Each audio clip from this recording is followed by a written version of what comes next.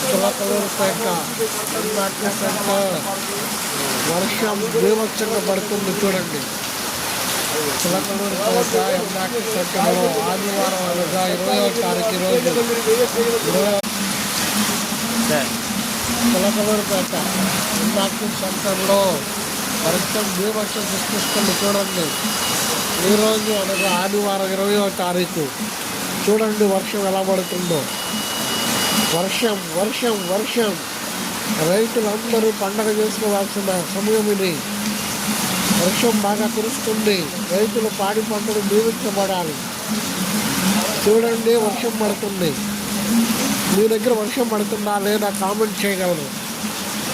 చూడండి చిలకలూరుపేట ఎన్ఆర్టీ సెంటర్లో